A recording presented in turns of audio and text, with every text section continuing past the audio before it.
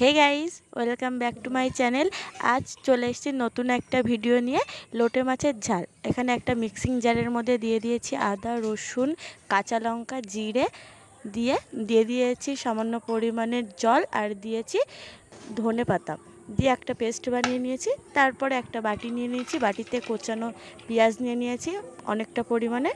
তারপরে দিয়ে দিলাম টমেটো, তারপরে দিয়ে দিচ্ছি গুঁড়ো লঙ্কা, গোলমরিচ গুঁড়ো, সামান্য গোটা জিরে, লবণ, হলুদ, মিট মশলা গুঁড়ো দিয়ে ভালো করে মিক্স করে নিচ্ছে। মিক্স করার পরে দিয়ে দিচ্ছি বেটে রাখা মশলাটা।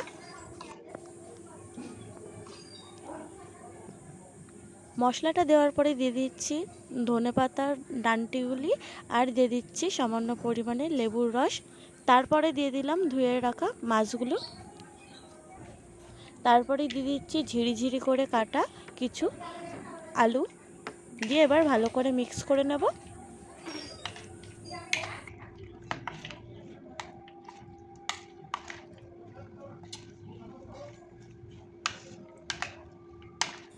তিরিশ মিনিট রেস্টে রেখে দেব।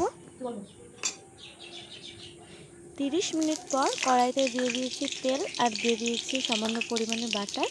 তারপরে তেলটা গরম হওয়ার পরে দিয়ে দিচ্ছি ম্যারিনেশন করা মাছগুলো। তারপর ভালো করে একবার নাড়িয়ে চাড়িয়ে রেখে দেব।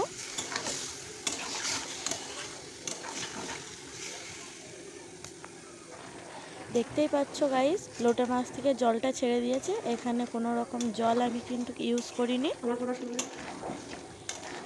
লোটে মাছ কিন্তু বেশি নাড়াচাড়া করা যাবে না, মোটামুটি নাড়াচাড়া করে রেখে দিতে হবে।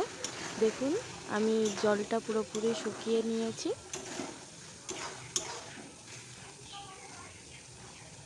জলটা শুকিয়ে এলে তারপরে দিয়ে দিচ্ছি গরম মশলা গুঁড়ো,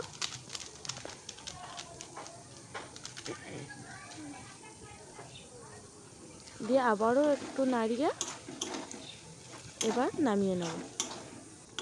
একবার হলেও এইভাবে ট্রাই করে দেখবে লোটে মাছের ঝাল, আশা করি তোমাদের ভালো লাগবে।